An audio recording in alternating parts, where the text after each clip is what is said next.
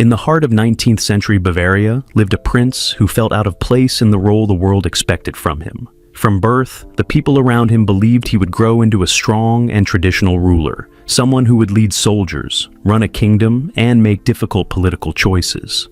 But the boy who would later become known as King Ludwig II had dreams that were very different from the strict world of royal duties. He longed for beauty, fantasy, music, and quiet places where imagination could drown out responsibility.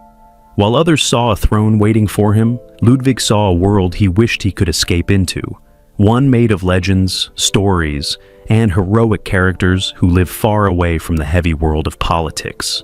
King Ludwig II, who later earned the nickname the Fairy Tale King, would go on to build some of Europe's most breathtaking palaces, castles so dramatic and dreamlike that they looked as if they had been lifted from old storybooks. These were not ordinary royal buildings. They were escapes. They were invented worlds shaped by a king who wanted to live inside his imagination. A royal childhood filled with pressure and fantasy. Ludwig was born in 1845 in the large and elegant Nymphenburg Palace, a place filled with wealth, history, and high expectations. As the eldest son of King Maximilian II of Bavaria and Queen Maria of Prussia, he was expected to follow in the footsteps of generations of rulers before him. Everything about his birth suggested power and responsibility, but his early life was far from carefree. His father believed a future king must be serious, disciplined, and prepared. Lessons were strict, manners had to be perfect. Every move was watched by tutors and advisors. Yet, under all of this pressure, young Ludwig developed a vivid inner world that kept him going. Whenever he visited Neuschwanstein Castle, one of his family's residences, he was surrounded by colorful murals of German legends, brave knights, magical forests, mysterious beasts, and heroic adventures. These images lit a spark inside him. While others expected him to grow into a traditional monarch, Ludwig fell deeper into imagination. By the time he was 18, fate changed quickly. In 1864, his father suddenly died. Overnight, Ludwig went from a quiet young man who preferred stories to strategy to the ruler of an entire kingdom. He had barely reached adulthood, and he already carried a weight that even experienced men struggled to bear. The young king who loved art more than power.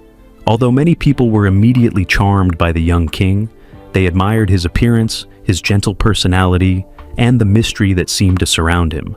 Ludwig himself did not desire political power. He found government meetings dull. He disliked arguments among advisors. Debates about taxes, laws, and treaties made him feel trapped.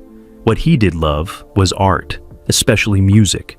Not long after he became king, he summoned one of the most important composers of the time, Richard Wagner. The two connected instantly. The music of Wagner, filled with gods, heroes, ancient myths, and dramatic emotions, became a doorway for Ludwig. In it, he found a reflection of the worlds he imagined as a child. Their friendship changed Ludwig's life. It also shaped the architecture he would later create. Almost every palace and castle he dreamed up was influenced in some way by the stories, themes, and musical scenes created by Wagner. But while Ludwig's artistic side grew brighter, his interest in ruling Bavaria faded. The demands of leadership felt like chains around him. He began to long for places where he could be alone, places where fantasy could replace duty. The search for escape in the Bavarian Alps. The mountains of Bavaria held the kind of beauty that spoke directly to Ludwig's imagination. High peaks touched the sky. Dark forests whispered old stories. Blue lakes reflected the clouds like mirrors. Near the Austrian border, a series of shimmering lakes, especially the Alpsee and Schwansee, captivated him. He dreamed of hiding away in this landscape, far from political pressure, and creating a world of his own. He wanted a refuge, something private, isolated, and entirely built from his imagination. This dream grew stronger after he began visiting two places in 1867, Wartburg Castle in Germany and the Château de Pierrefonds in France. Both were romantic, medieval-style structures that looked as if they belonged in old epics. These visits convinced him. He would build a castle not meant for military use, not meant for government, but meant for fantasy. That dream became Neuschwanstein Castle, a structure so magical, it would later inspire the castle designs of theme parks like Disneyland, imagining Neuschwanstein, a medieval fantasy brought to life. When Ludwig first described his idea for Neuschwanstein in the late 1860s, he imagined a medieval knight's stronghold, but perfect, polished, and filled with artistic detail. He wanted something ancient-looking, but built with the newest technology of his time. To bring this dream into reality, he relied heavily on two designers, Christian Jank, a stage designer who created dramatic artistic sketches, Eduard Riedel, the architect responsible for turning those drawings into real structures. Because Jank came from the world of theater, the castle was designed almost like a giant stage set. Every wall, tower, stairway, and balcony felt grand and dramatic, as if waiting for an opera performance. And that was exactly what Ludwig liked. He did not want a normal palace. He wanted a world where his imagination could feel real. Construction officially began in 1869. Workers laid the first stone on September 5th. Although Ludwig originally planned something smaller, his ideas kept growing. Soon the plans became massive, expensive, and complex. Hundreds of workers were hired. New roads had to be built just to carry materials up the mountain, and Ludwig changed his mind constantly. If something did not look magical enough, he ordered it redesigned.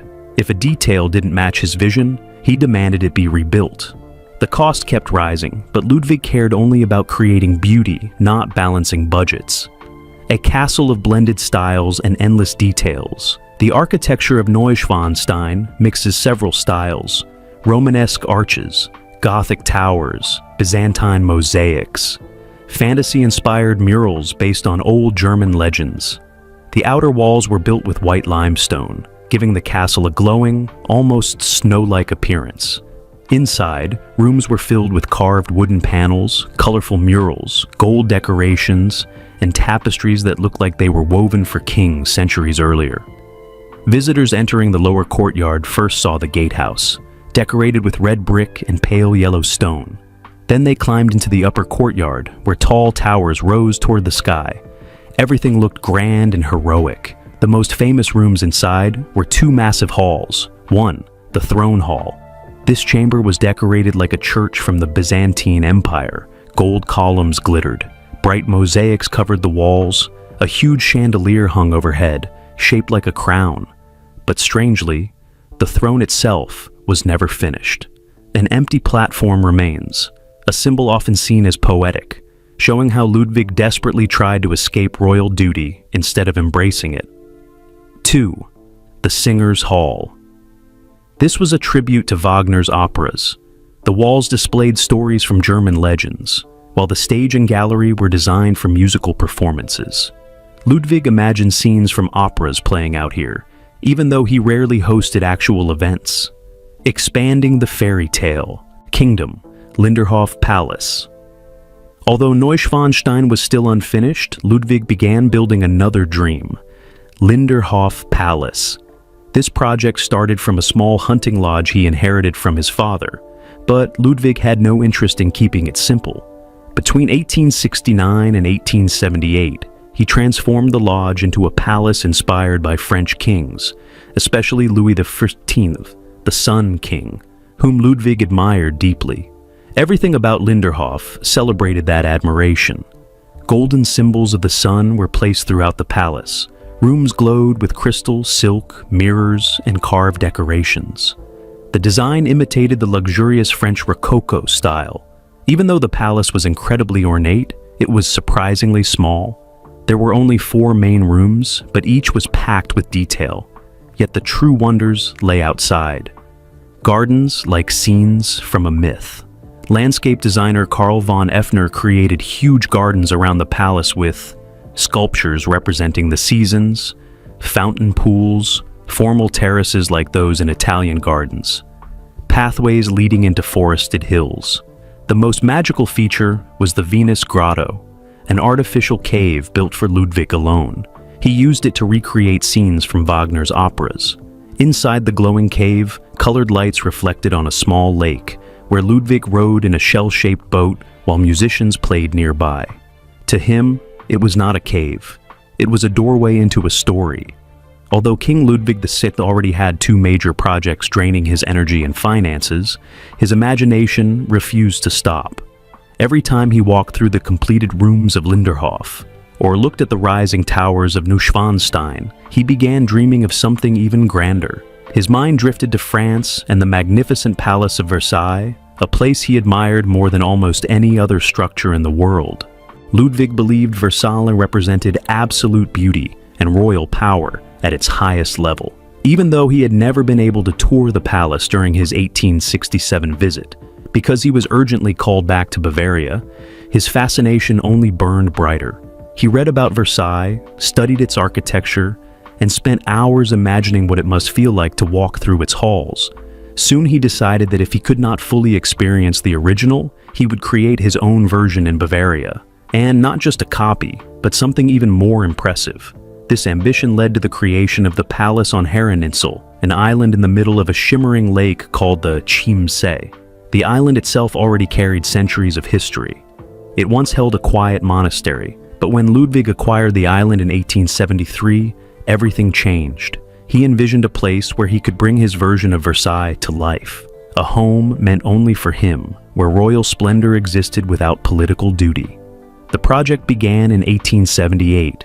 As usual, Ludwig supervised every detail. He spent long days reviewing sketches, changing room plans, adjusting designs, and imagining dramatic entrances where he could walk alone, as if he were part of a golden age long gone. The palace that rose from his plans became known as Herrenchiemsee, the last and grandest of all his architectural dreams. Even though he intended it to be far larger, only the central section of Herrenchiemsee was ever completed. Yet even this unfinished portion was breathtaking. The building's exterior looked massive, with long lines of windows, ornate decorations, and stone walls glowing in the sunlight. Everything was designed to give the feeling of power and elegance, just as Versailles had done centuries earlier. Inside, the palace looked like a world made of mirrors, crystal, and polished marble. The most famous room was the Hall of Mirrors, which reflected and re-reflected light until it felt endless, like a tunnel of shimmering glass.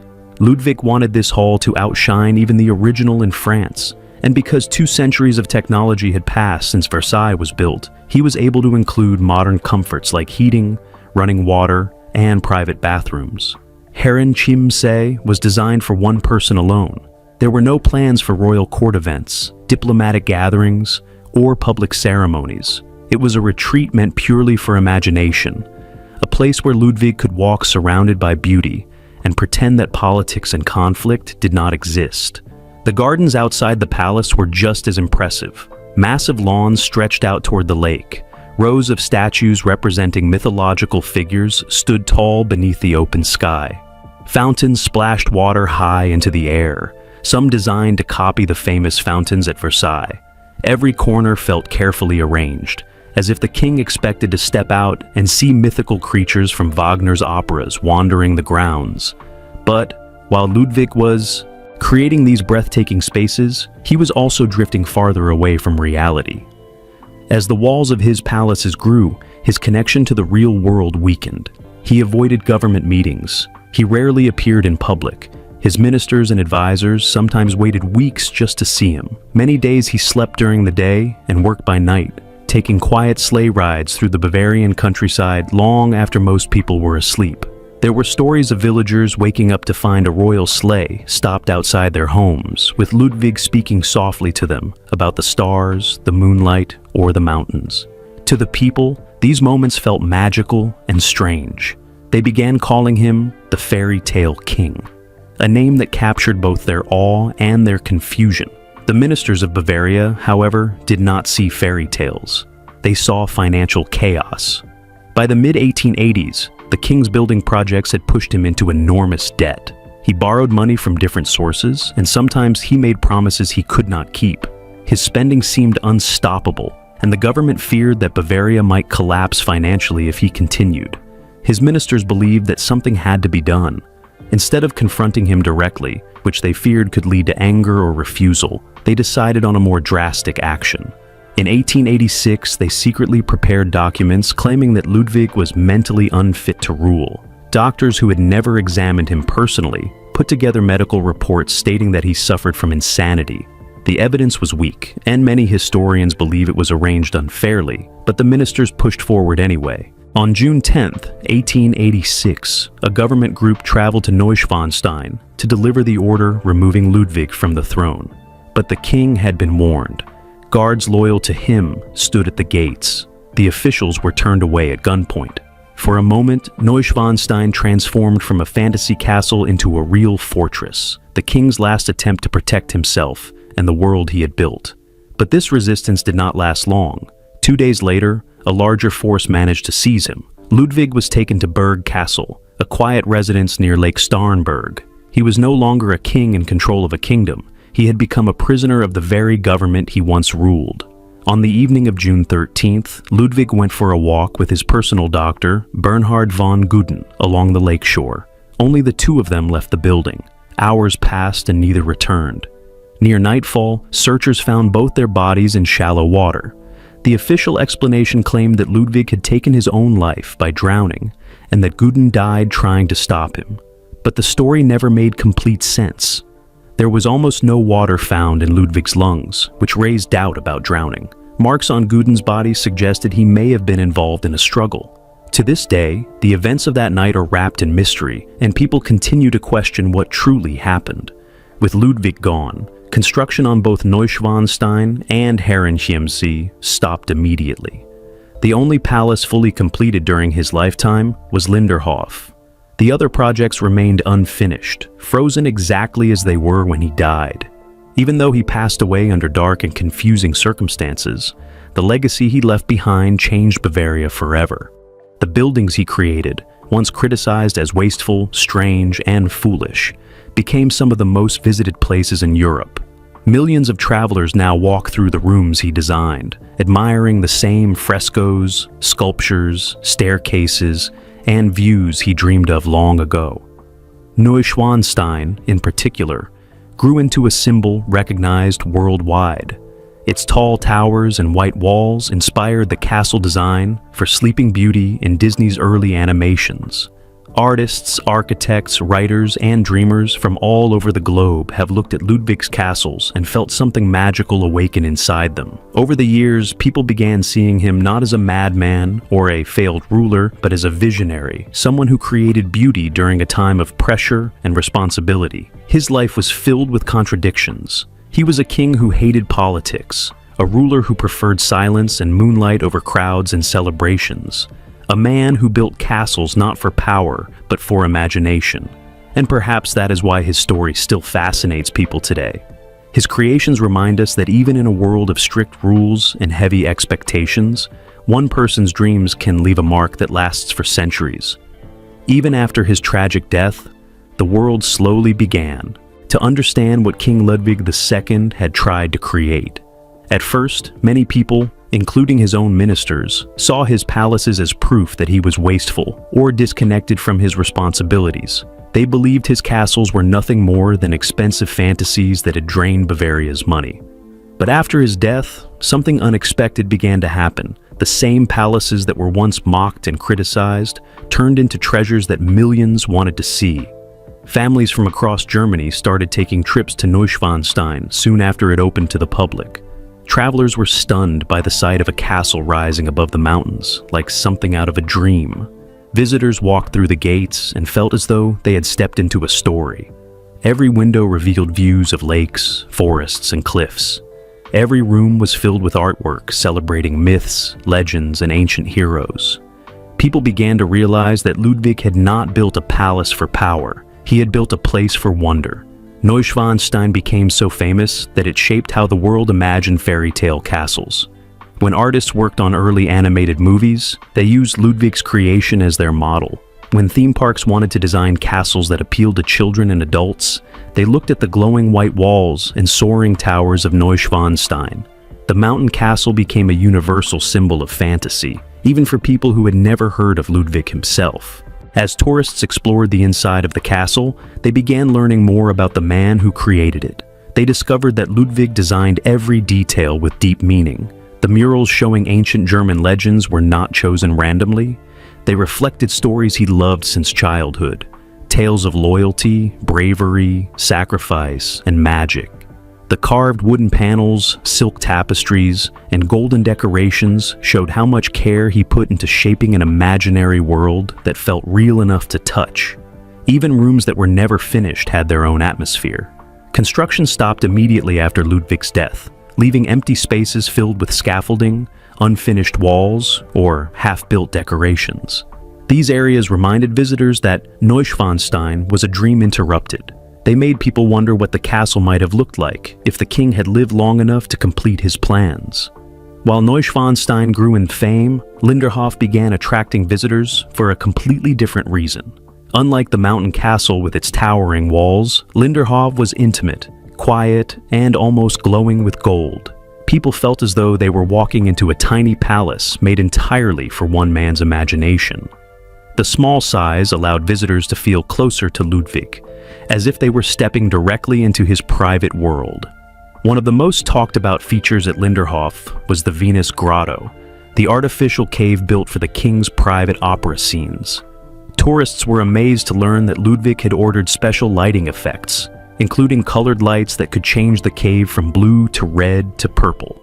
Guides explained how musicians once played Wagner's music, while the king floated on the artificial lake inside the cave, imagining scenes from operas brought to life around him. To many visitors, it became clear that Ludwig had not simply built a cave. He had built a place where imagination could become an experience. The exotic additions to the Linderhof grounds also surprised many travelers. The Moorish kiosk and the Moroccan house, both brought from international exhibitions, added a feeling of distant cultures and faraway stories. Visitors often commented that walking through the palace grounds felt like stepping through different parts of the world without ever leaving Bavaria. They began to appreciate the king's ability to blend cultures, art styles, and time periods into one landscape that made sense only in the world of Ludwig. While Neuschwanstein and Linderhof grew popular, Herrenchiemsee also began attracting large crowds. Though unfinished, the sections that existed were spectacular. The long hallways, giant staircases, and reflective surfaces made people feel as though they had stepped into a painting. The Hall of Mirrors at Herrenchiemsee often left visitors speechless. Endless reflections created a sense of space that seemed almost impossible. Some said it felt like the room stretched into eternity. Others said it felt as though the walls themselves were made of light. Visitors learned that, although the palace was meant to honor Louis XIV of France, it actually revealed more about Ludwig's loneliness and desire for beauty. Because the palace was designed as a private retreat, people began imagining how the king might have walked through the empty halls late at night, surrounded only by candlelight and his own thoughts. They pictured him eating alone at his special dining table, which could rise through the floor from the kitchen below. The idea that a king built such luxurious rooms only to enjoy them in solitude fascinated people. As time passed, the story of Ludwig's downfall became as famous as his buildings. Historians argued over whether he was truly unfit to rule or whether he had been treated unfairly by his ministers. Some believed he was overwhelmed by stress and responsibility. Others thought he suffered from depression or mental illness. Many people, however, believed that the accusations against him were exaggerated or even false. They suggested that the ministers removed him because they feared his spending, not because they cared about his health. The mysterious circumstances of Ludwig's death only made his story more compelling. Visitors stood at Lake Starnberg and wondered what really happened that night. Some believed the official explanation. Others thought the king had been murdered. Many pointed out the strange details, the lack of water in his lungs, the injuries on Dr. Gudden, and the fact that no one saw exactly what happened. Questions surrounded the event like fog, and the truth seemed impossible to grasp. As the 20th century progressed, artists, writers, filmmakers, and scholars became deeply interested in Ludwig II. They admired his creativity, his imagination, and the emotional depth behind his architectural dreams. They created movies, books, plays, and documentaries exploring his life, trying to understand a man who built castles that seemed to stand outside of time. Some portrayed him as a tragic hero. Others described him as a visionary ahead of his era. A few still depicted him as eccentric or troubled, but even those views often came with a sense of empathy. People began to see that Ludwig was shaped by a lifetime of pressure. From childhood, he was trained to lead a kingdom, yet he never felt comfortable with power. He lived in a world where every move was watched, every word judged, and every decision weighed heavily. Instead of finding peace in his role, he found it in imagination. And instead of finding joy in politics, he found it in art. When modern visitors walk through his palaces, many sense the same emotional conflict. The glittering halls, dramatic murals, and towering walls seem to hide a quiet sadness beneath their beauty. They reveal a king who wanted to escape into worlds where he could live freely. A man who felt too deeply, dreamed too wildly, and built too boldly for the world he lived in. Today, the castles left behind by King Ludwig II are not symbols of madness. They are symbols of artistry and courage. They remind people that creative minds often face misunderstanding. They show that imagination can survive even when it is criticized or feared. And they prove that dreams, especially the unusual ones, can leave something behind that touches millions. Neuschwanstein continues to stand above the mountains, glowing in the sunlight and rising above the clouds. Linderhof remains a jewel of gold and Rococo design, shining quietly in its valley. Herrenchiemsee still stretches across its island, unfinished yet proud, a tribute to a king's determination to bring beauty into the world. Even though Ludwig's life ended in tragedy, his creations continue to live in a way he could never have imagined. Travelers from all over the world visit them every year. Families take photos in front of the towers. Children stare up at the murals with wide eyes. Artists sketch the walls and ceilings. Historians explain his life to new generations. For many people, King Ludwig II is no longer remembered as a ruler who failed at politics. He is remembered as a dreamer, a man who built the impossible and left behind a fairy tale world that continues to inspire awe. His castles have outlasted the criticisms, the debts, the political conflicts, and the misunderstandings. They have erased the idea that he was a mad king and replaced it with the idea that he was a visionary, someone who believed that a world full of hardship deserved places filled with magic and beauty. His story reminds us that some people are not meant to be leaders in the traditional sense. Some are meant to show the world something different, something breathtaking, something unforgettable. After the death of King Ludwig VI, Bavaria changed in a way that no one could have predicted. The government that once complained about his spending suddenly realized that the palaces he created were becoming valuable treasures. What had been a burden during his life became a source of pride afterward. Tourists from nearby towns, distant cities, and even other countries traveled to see the places that the king had built in isolation. The same ministers who tried to remove him now relied on his creations as cultural and economic landmarks. Neuschwanstein, Linderhof, and Herrenchiemsee each developed their own identities. They told different parts of Ludwig's personality, almost as if each palace captured a piece of his soul. People who walked through these castles felt like they were walking through the dreams of someone who never had the chance to explain himself fully. Neuschwanstein stood for his imagination.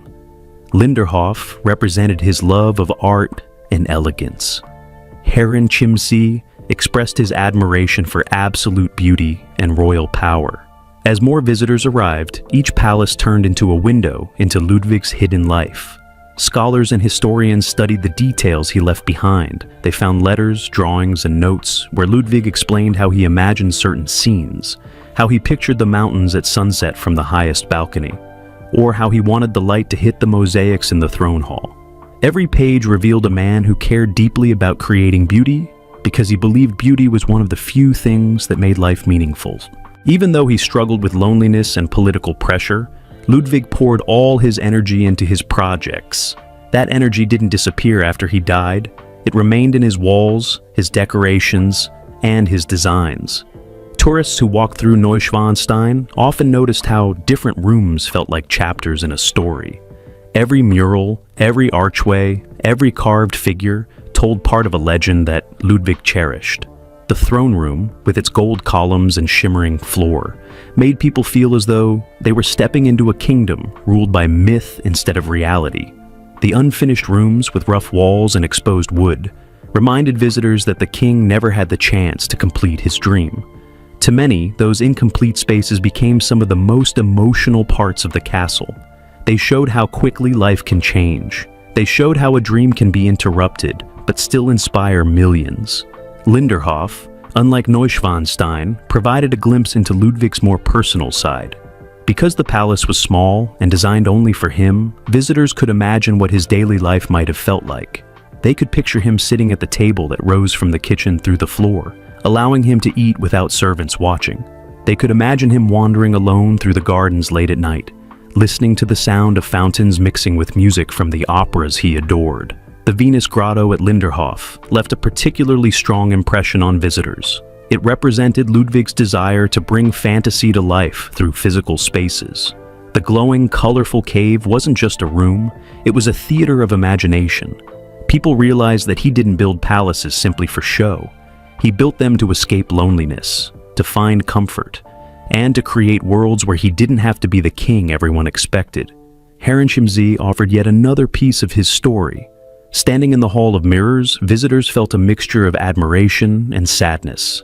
The room was stunning, reflecting lights in endless directions, but its emptiness reminded people that Ludwig built it for himself, alone. He never planned grand parties or celebrations in the space. He never intended for crowds to fill the halls. He wanted to walk through it quietly, imagining past eras of royalty and splendor. The silence of the palace became one of its defining characteristics. Even today, when tourists visit, they often whisper without realizing it. The palace seems to demand quiet, as if it remembers the loneliness of its creator.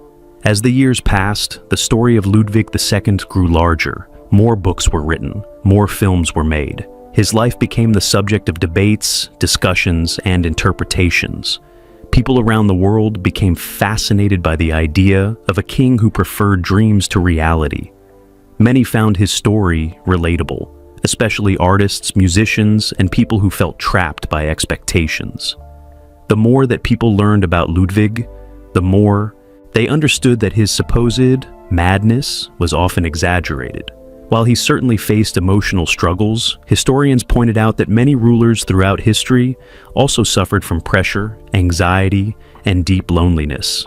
Ludwig was simply one of the few who tried to escape his responsibilities not through war or cruelty, but through creation. He built palaces instead of prisons. He built beauty instead of destruction. He built worlds for imagination rather than monuments for power. Over time, people began to see him as a tragic figure, a king who dreamed too much in a world that demanded practicality. He imagined stories that were larger than life, but he lived in a political system that required discipline, money, and hard decisions. His desires and his duties were constantly fighting each other, and ultimately, his dreams won. But they won at a cost. Tourists visiting the lake where he died often describe the atmosphere as eerie and heavy. The quiet water, the stillness of the trees, and the knowledge of what happened there created a sense of mystery. Guides explained the different theories about his death. Some believed he drowned himself. Others believed he was murdered. Many believed the truth was somewhere in between. Because of these unanswered questions, Ludwig's last moments remained frozen in history, giving his life an even more dramatic, almost mythical ending.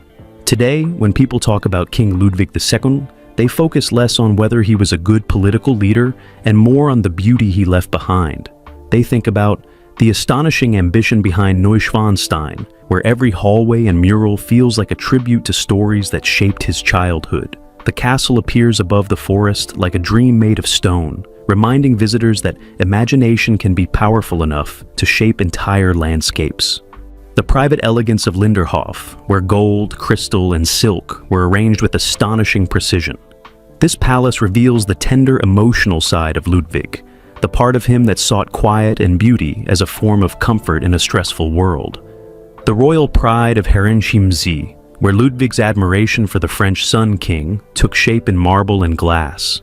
Even though the palace remained unfinished, it expressed his longing for perfection and his admiration for things far beyond the borders of Bavaria. Each of these palaces, in its own way, tells the world who Ludwig truly was, not a ruler concerned with politics, but a dreamer determined to bring fantasy to life. His legacy looks different depending on who you ask. To some, he was a tragic figure who suffered from isolation. To others, he was a visionary whose artistic passion outshined his weaknesses. To many, he was a gentle soul, trapped inside a role he never wanted. And to millions of people who visit his castles every year, he remains a symbol of wonder, someone who showed that beauty can last, even when power fades. In the end, it was not his laws, political decisions, or government actions that shaped his legacy. It was his imagination. It was his incredible ability to see worlds that did not exist and then build them anyway. His palaces continue to stand because they represent something timeless. They stand for the idea that dreams matter, that beauty matters, that even someone misunderstood in their own lifetime can become a legend in the centuries that follow. Today, tour guides talk about Ludwig not as a mad king, but as a visionary artist. Historians describe him as a complex, sensitive man who struggled under the weight of responsibility, and travelers from every corner of the world walk through his halls with silent admiration. As the sun sets behind the mountains, Neuschwanstein glows with warm colors that make it look almost unreal. The towers appear to rise out of the clouds. The valleys below shine like mirrors. This breathtaking sight reminds people why Ludwig II continues to inspire. His creations allow everyone who visits to step out of reality and into a fairy tale world, just as he once wished he could do. As the 20th century moved forward, the world around King Ludwig II's creations changed dramatically, yet his palaces continued to rise above time. Wars came and went, cities grew and expanded, and modern technology reshaped people's lives. But Neuschwanstein, Linderhof, and Herrenchiemsee stayed exactly where Ludwig left them, standing like monuments to a dreamer who refused to live within the boundaries of ordinary reality. Even during the most difficult periods of European history, the castles remained symbols of beauty and resilience. When other structures were destroyed or abandoned, Ludwig's palaces survived. People found comfort in their endurance. They represented something pure and untouched: art, imagination, and storytelling in physical form. As tourism grew, these palaces began welcoming millions of visitors each year. People traveled for hours to stand before the white limestone walls of Neuschwanstein, or to wander through the glittering rooms of Linderhof. They came by car, train, bus, and sometimes even on foot through the mountains. The more people visited, the more deeply the world learned about the king who built them. Many modern visitors were surprised to discover how young Ludwig had been when he began his building projects. He was only 18 when he became king, and he was barely into his 30s when construction on all three major palaces was underway. The level of creativity and vision he displayed at such a young age shocked many scholars. They saw him as someone whose imagination had outgrown his time. Neuschwanstein, which would later inspire the world's most famous fairy tale castle designs, became a particularly powerful symbol. It stood in the mountains like something from a dream, unchanged by wind, storms, snow, or time. Its location made it seem even more magical. To reach it, visitors often had to climb steep paths or ride horse-drawn carriages through twisting forest roads. The journey itself made the castle feel like the final destination in an old story. Inside, the murals continued to tell tales of ancient heroes and mystical characters. Even people who didn't know anything about Wagner's operas could feel the emotion behind them. They sensed the same mixture of wonder and longing that Ludwig felt as a child in Hohenschwangau, staring at paintings of knights and legends. The throne hall, with its enormous chandelier shaped like a golden crown, remained one of the most iconic rooms. Visitors often stood silently in the center, gazing at the mosaics beneath their feet and the sparkling decorations above their heads. Many noticed the empty space where the throne was supposed to be. That missing object became a powerful symbol to them, a reminder that Ludwig never fully stepped into the role others wanted for him. It represented a king who avoided power rather than chasing it. Linderhof continued to offer visitors a different experience. Its peaceful valley setting felt like a world separate from the fast-moving modern world. The sound of fountains, the smell of gardens, and the golden glow of the palace felt comforting. The intimate scale of the palace made it easy to imagine Ludwig walking through the rooms alone, perhaps late at night, listening to music or reading letters without anyone to interrupt him. The Venus Grotto remained one of the most unusual attractions in all of Europe. No other king had ever built an artificial cave for private opera fantasies. Inside the dim cave, where colored light still illuminated the water, visitors could imagine the king drifting in his swan-shaped boat while musicians played. It was a place where emotion and imagination blended into something that felt almost unreal. HiddenHistory, meanwhile, gave visitors a sense of awe mixed with sadness. The palace was grander in some ways than its French inspiration. The massive staircases, the marble decorations, and the endless lines of windows looked like they belonged in a story about gods instead of people. But many visitors found themselves struck by the emptiness of the palace. Because it was unfinished, and because Ludwig never meant to share it with anyone, the hallways sometimes felt quiet in a haunting way. Walking through HiddenHistory, visitors felt as though they were stepping into a dream that stopped halfway. Rooms suddenly ended in bare walls. Some sections led to nothing at all. The palace was a reminder that dreams, no matter how grand, can be interrupted. Yet, even unfinished, it remained one of the most impressive structures in Europe. As the decades passed, artists, musicians, and filmmakers looked to Ludwig's story for inspiration. To them, he became a perfect symbol of a misunderstood creative soul. They felt connected to his struggle between duty and passion. Some saw him as a romantic figure trapped in the wrong era. Some saw him as a hero of imagination. Others saw him as proof that creativity often comes with sacrifice. Generations of scholars dug deeper into his letters and personal records. They studied his handwriting, the words he used, the emotions he expressed privately. What they found surprised many people. Instead of seeing a man who was out of control, they often found someone thoughtful, sensitive, and overwhelmed. Not irrational, but deeply unhappy in a world that demanded he be something he was not. The debate around whether he was mentally ill continued for many years, but more and more historians began to challenge the claim that he was insane. They pointed out that his ministers had strong political reasons to remove him. They noted that the medical reports used against him were written by doctors who never examined him directly. They explained that other European rulers spent enormous amounts of money on palaces and art, yet were not declared unfit to rule. This growing understanding changed the public's view of Ludwig. He was no longer seen as someone who lost touch with reality, but rather as someone who sought refuge from a world that overwhelmed him. His castles were no longer seen as reckless projects, but as masterpieces created by a man whose imagination was both his gift and his burden. Many visitors began to see themselves in his story. They felt his desire to escape, his longing for beauty, and his discomfort with the responsibilities forced upon him. His life attracted dreamers, artists, writers, and anyone who felt different or misunderstood. To them, Ludwig II became a symbol of courage, the courage to dream in a world that often discourages it. Even the mystery of his death kept people fascinated. Standing at the edge of Lake Starnberg, many tourists felt a shiver run through them. They tried to picture the king walking along the water with Dr. Bernhard von Guden, unaware of what would happen next. They wondered whether someone followed them that night, or whether there was a struggle.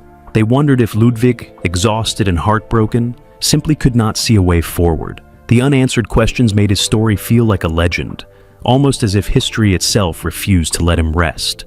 In time, something remarkable happened. The very government that had once removed him came to depend on the legacy he left behind. The castles became some of the most profitable tourist sites in Germany. The money they generated supported museums, cultural projects, and local communities. Hotels, restaurants, and tour companies flourished because of the interest in Ludwig's life. Entire towns grew because of the tourists who came from around the world to see the king's creations. People realized that although Ludwig II had struggled in his lifetime, he had given Bavaria something priceless, beauty that would last forever. Today, Neuschwanstein continues to rise above the forests like a dream that refuses to fade. The castle looks unreal when clouds float around it, making the towers appear as though they are suspended in the sky. Linderhof remains a shining jewel in its valley, glowing warmly against the backdrop of green hills and forests. HiddenHistory still reflects sunlight across the lake, its unfinished wings standing as reminders of a dream too large for one lifetime. Visitors from every corner of the world walk through these places, whispering in awe, taking pictures, and imagining the life of the king who built them. They learn about Ludwig's childhood, his struggles, his passions, and his tragic end.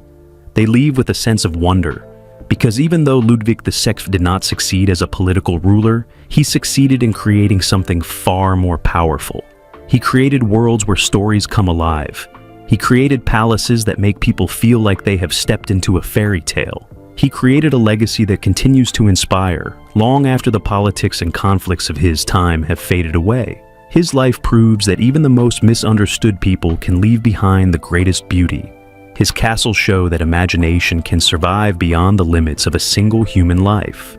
And his story reminds the world that some dreams are too strong to be forgotten. As the modern world entered the digital age, the fascination with King Ludwig II only grew stronger. His palaces, once criticized for being too extravagant or unrealistic, became some of the most photographed and searched for places in Europe. Social media, travel videos, documentaries, and films introduced new generations to the story of the fairy tale king. Young people who had never heard of Bavaria suddenly saw pictures of Neuschwanstein online and became fascinated by the mysterious king who dreamed big enough to build such a place. Neuschwanstein became more than a castle. It became a global icon. Its image appeared on posters, book covers, video games, travel brochures, and currency. People recognized its towers instantly, even if they didn't know the history behind them. The castle's magical appearance turned it into a symbol of fantasy, imagination, and courage. Millions of visitors walked through its halls with amazement, some with tears, others with quiet admiration.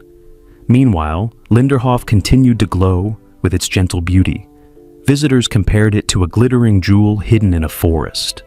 Tour guides explained how Ludwig designed it for total privacy, choosing every piece of decoration with care.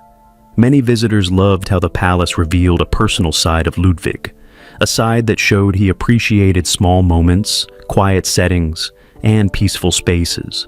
They learned how he often spent time alone, reading poetry, listening to music, or dreaming about stories that brought him comfort.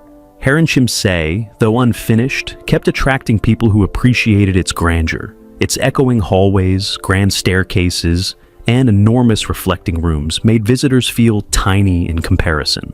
They imagined how Ludwig must have felt walking through these spaces, small, lonely, and lost inside a world too big for one person. Even though the palace never reached the size he planned, it remained a powerful symbol of ambition and yearning. It showed that even unfinished dreams can be unforgettable. At the same time, historians revisited Ludwig's letters, writings, and records to better understand the man behind the palaces. They discovered a king who was thoughtful, artistic, and deeply emotional. His letters to trusted friends revealed a longing for peace and a desire to escape the expectations placed upon him.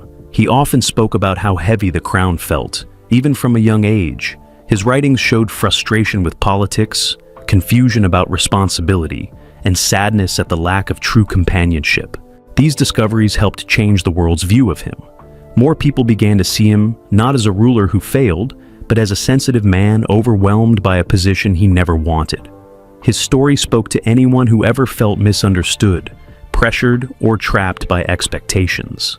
His life became a reminder that even people who struggle internally can create extraordinary things.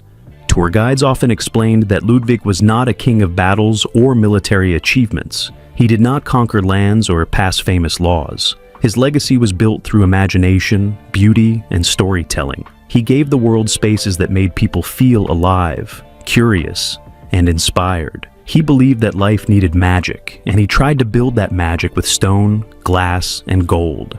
Visitors walking through his palaces often paused in silence, as if they were listening to the echoes of his dreams. They imagined the king standing at a window in Neuschwanstein, watching snow fall on the mountains. They pictured him drifting through the Venus Grotto at Linderhof, surrounded by glowing lights and music. They imagined him staring across the lake at Herrenchiemsee, thinking about the French palace he admired so much. Some of these visitors felt an unexpected emotional connection. They saw themselves in his longing for beauty, his search for comfort, and his desire to escape the pressures of life. The idea that a king, someone who seemed to have everything, could still feel lonely, overwhelmed, or misunderstood, made his story feel human. It reminded people that even those who appear powerful can carry heavy burdens. As society grew more open about discussing mental health, many people revisited Ludwig's struggles with compassion. They understood that creative minds sometimes see the world differently, feel more deeply, and react more intensely. His story fit perfectly into conversations about understanding and empathy. Instead of judging him, the world began to appreciate him. This shift in perspective turned Ludwig II from a controversial figure into a celebrated cultural icon. He became known as a king who created art instead of war, imagination instead of power, and beauty instead of destruction. His palaces, once seen as proof of his failure, became proof of his brilliance. Neuschwanstein remained the brightest example of his legacy. Every year, as the seasons changed, the castle took on different personalities. In summer, it looked like a glowing fortress rising above green hills. In autumn, it appeared surrounded by burning colors of red, orange, and gold. In winter, it became a snow-covered dreamland.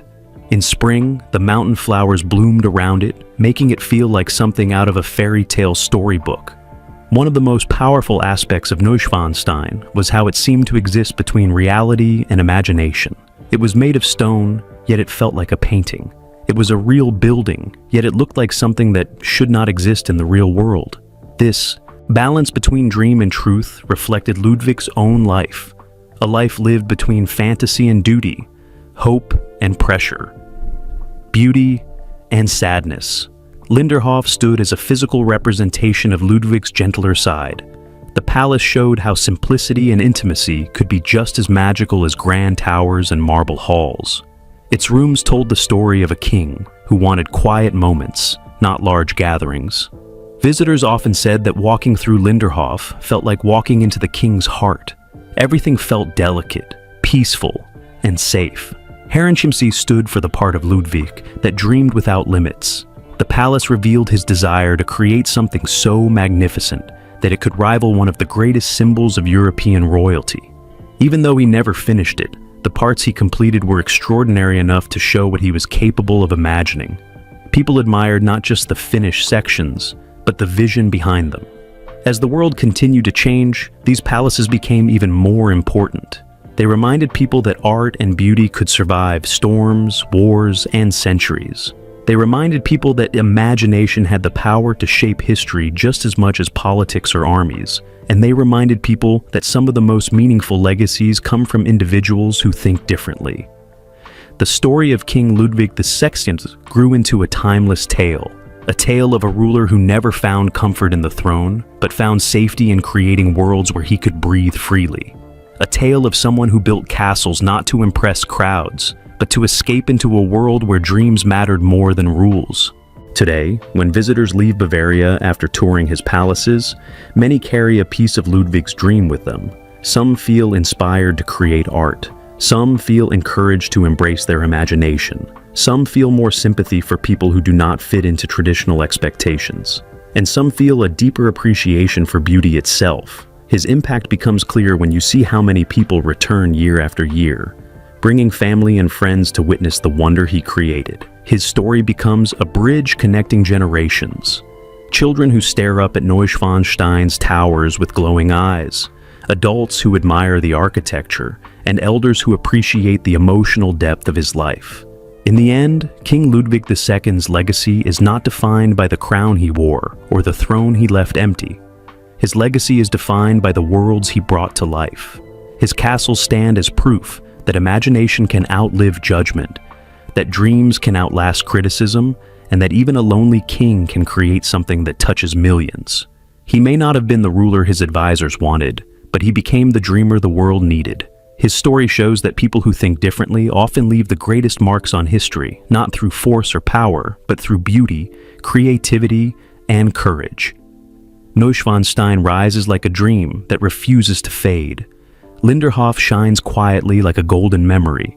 Herrenchiemsee stands with proud walls, honoring the dream that was too large for one lifetime. Together, they create a story that continues to live through every visitor who walks their halls. And so, the life of King Ludwig II becomes more than history. It becomes a reminder that imagination is not weakness, Fantasy is not foolishness. Dreams are not mistakes. They are the things that live on long after we are gone. They are the things that turn ordinary lives into legends. They are the things that make a fairy tale king unforgettable.